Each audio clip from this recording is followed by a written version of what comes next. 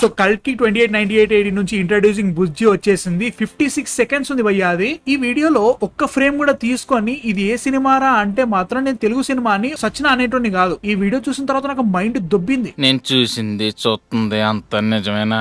నాగిమ్మావా ఏం చేస్తున్నావు అసలు? ఏంటి ఇప్పటి వరకు రిలీజ్ అయిన టీజర్లు ఎట్లున్నాయి, ఇది ఎట్లుంది? టోటల్ కల్కి వరల్డ్ ఎంత పెద్దగా ఉంది, దీని స్కేల్ ఎంత, దీని వరల్డ్ ఎంత, ఈ ఒక్క 50 సెకండ్ల వీడియోతో చూపించేసిన భయ్యా. నిజంగా అట్లాంటి డిస్టోపియన్ వరల్డ్ హాలీవుడ్ లో చూసి అలానే ఉంటది, మన వాళ్ళు చేయలేరు అనుకున్నా. ఇది చూసిన తర్వాత నాకు మైండ్ దొబ్బింది బ్రో, అంత బాగుంది. అవే కాకుండా ఈ 50 సెకండ్ల వీడియోలో చాలా డీటెయిల్స్ ఉన్నాయి. ఈ వీడియోలో ఉన్న డీటెయిల్స్ బట్టి నేను కొంచెం స్టోరీ ప్రిడిక్ట్ చేద్దాం అనుకుంటున్నా. So without any delay let's start the video. Video start అయినప్పుడే బుజ్జి భైరవకి ఈ మిషన్ చేయడం కష్టమే కాదు, ఇంపాసిబుల్ అని చేసి చెప్తా అనమాట. అసలు ఏ మిషన్ అది అనుకున్నప్పుడు తర్వాత మనకి వీడియోలో తెలిసేది ఏంటంటే ఈ సినిమాలో భైరవ ఒక బౌంటీ హంటర్. బౌంటీ హంటర్ అంటే ఎవరు అన్నప్పుడు కొంతమంది ప్రైవేట్ డిటెక్టివ్స్ లాగా ఉంటారనమాట. కాకపోతే వీళ్ళు డబ్బులు తీసుకొని కొంతమంది మనుషుల్ని పట్టుకోవాలి లేదా చంపేయాలి అట్లా ఉంటది అనమాట. వీళ్ళు పోలీసులకి డిఫరెంట్ గా ఉంటారనమాట. వీళ్ళకి ఎలాంటి లా అనేది ఉండదు అనమాట. ఇది మన కౌబాయ్ కల్చర్, వెస్టర్న్ కల్చర్ లో చాలా ఎక్కువ ఉండేది అనమాట. చాలా వరకు సైఫై ఎలిమెంట్స్ లో కూడా ఇలాంటిది ఒకటి ఉంటుంది అన్నట్టు. అట్లాంటి భైరవకి 1 మిలియన్ యూనిట్స్ విలువ చేసే ఒక బౌంటీ దొరికింది అన్నట్టు అనిపిస్తుంది. ఎందుకంటే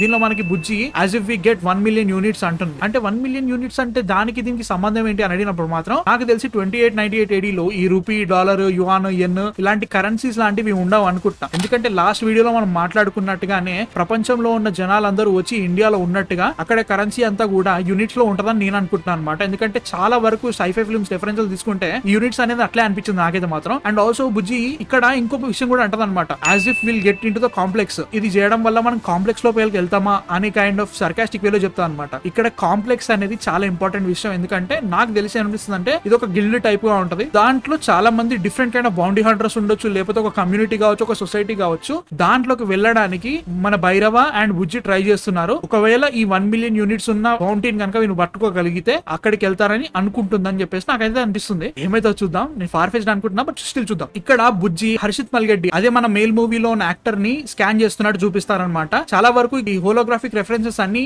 ఈ కల్కి టీజర్ లో అన్నిట్లలో ఉంటాయి అనమాట. ఒకసారి గమనించండి మీరు కూడా. ఐ థింక్ ఈ క్యారెక్టర్ కొత్తగా పరిచయం అయితే అనుకుంటా, అందుకే బుజ్జి తని స్కాన్ చేస్తా ఉంది. ఈ షాట్ లో మనకి welcome to the new world అని చెప్పేసి ఒక బోర్డు కనబడుతుంది. అదంతా పక్క పెట్టినా కానీ ఫ్రేమ్ ఏంటి భయ్యా, అసలు నేను నిజంగా ఎక్స్పెక్ట్ చేయలేదు, అంత బాగుంది అది. నిజంగా అది ఒక తెలుగు సినిమానా అనే డౌట్ అయితే గ్యారంటీగా వచ్చింది. But still moving on to the story. దీంట్లో మనకి 2 వెహికల్స్ వెళ్తున్నట్టు కనబడతాయి అనమాట. తర్వాత దీంట్లో ఉన్న ఫస్ట్ వెహికల్ ని వేరే వెహికల్స్ వచ్చేసి ఆపినట్టు చూపిస్తారనమాట.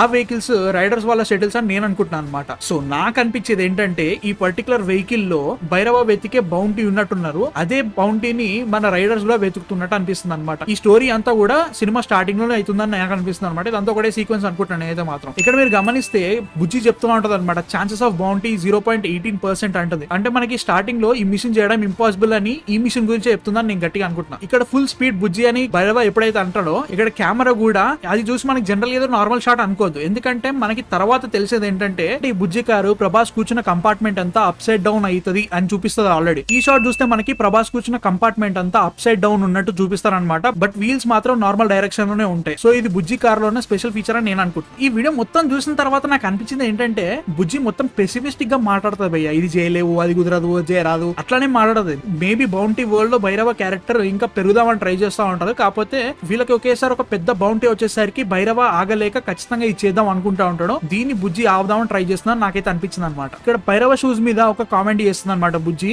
నీ షూస్ ని నేను చార్జ్ చేయను, నువ్వే చార్జ్ చేసుకో అని. ఈ షూస్ ని మనకి ఎట్లా వాడతారో మనకు ఆల్రెడీ ఫస్ట్ గ్లిమ్స్ లో చూపించేశారు. మేబీ లైక్ దీని గురించి ఇంకొంచెం డీటెయిల్ గా సినిమాలో చూపిస్తారని నేను అనుకుంటున్నా. ఈ షాట్ లో మనకి ఒక పెద్ద చెయ్యి కింద పడ్డట్టు చూపిస్తారనమాట. మనకి ఈ పడిపోయే చెయ్యి ఎక్కడి నుంచి వచ్చిందని అని అడిగితే మనకి ఈ వీడియోలోనే ఆల్రెడీ చూపించారనమాట. మనకి అప్ సైడ్ డౌన్ లో ఉన్న షాట్ లో ఈ స్టాచ్యూ ఉన్న చెయ్యే కింద పడ్డదని నాకైతే అనిపిస్తుంది. ఈ షాట్ లో మనకి పక్కకు చూస్తే ఆ స్టాచ్యూ కాళ్ళు కూడా కనబడుతున్నాయి అన్నట్టు. ఈ వెహికల్స్ అయితే మాత్రం వేరే లెవెల్ డిజైన్ చేశారు బ్రో. నిజంగా ఏ షాట్ చూసినా అసలు మన తెలుగులో చేసినట్టయితే అనిపించట్లేదే నాకైతే మాత్రం. ఎప్పుడైతే బుజ్జి ఈ డైలాగ్ చెప్పిందో నాకు నిజంగా ఇదే డైలాగ్ గుర్తుకొచ్చింది. అసలు భైరవ చేతిలోకి వచ్చిన బాల్స్ ఏంటి, బాంబులని నేనైతే అనుకుంటున్నా. టోటల్ వీడియో మొత్తంలో ఇది మనీ షాట్ మావా, మామూలుగా లేదు. మైండ్ దొబ్బింది నాకైతే మాత్రం. అప్ సైడ్ డౌన్ గా ఉన్న కార్ కి వీల్స్ ఉండి అందులో ఉన్న టైర్స్ అన్ని కూడా ఎట్లాంటి వీల్ హబ్ లేకుండా ఎలక్ట్రో మ్యాగ్నెటిజం తో పట్టుకొని ఎనుకున్న వీల్ కూడా ఒక బాల్ లెక్క ఉందన్నమాట.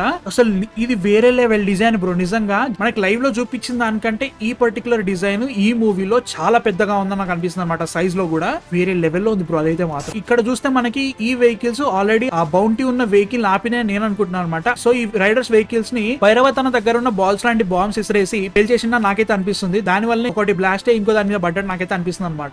ఏమన్నా ఉందా భయ్యా నిజంగా ఈ పర్టికులర్ వెహికల్ అయితే మాత్రం మైండ్ దుబ్బేలా ఉంది బ్రో నిజంగా. ఈ షాట్ చూసి చాలా మంది విజయ్ దేవరకొండ అనుకుంటున్నారు, కావద్దు కాదు. అక్కడ మనకి హర్షిత్ ని ఆల్రెడీ ఎస్టాబ్లిష్ చేశారు, అదే క్యారెక్టర్ మళ్ళీ చూపించారు అంతే. విజయ్ దేవరకొండ కాదు. ఈ ఇంట్రోలో ప్రీవియస్ గ్లిమ్స్ ల కంటే మ్యూజిక్ చాలా డిఫరెంట్ గా ఉంది, కొంచెం మోడర్న్ అండ్ ఫంకీ స్టైల్లో ఉందన్నమాట. మనకి ఫస్ట్ గ్లిమ్స్ లో వచ్చిన దాంట్లో ఎపిక్ మ్యూజిక్ ఇస్తే అశ్వత్థామ ఇంట్రోలో ఇంకొంచెం ఎథీరియల్ మ్యూజిక్ ఇచ్చినట్టు నాకైతే అనిపించింది అనమాట. ఇది ఇంకొంచెం ఫంకీగా ఇచ్చారు, ఇది మాత్రం నాకు చాలా బాగా వర్కౌట్ అయిందని చెప్తాను. ప్రీవియస్ గా వచ్చిన క్యారెక్టర్ ఇంట్రోలో గానీ ఈ వీడియోలో కూడా మల్టిపుల్ లాంగ్వేజెస్ లో డైలాగ్స్ ఉన్నాయన్నమాట. దాంట్లో Telugu, Tamil, Malayalam, Kannada and Hindi 5 languages guarantee కనబడుతున్నాయి. ఇది ఒక ప్రమోషనల్ టాక్టిక్.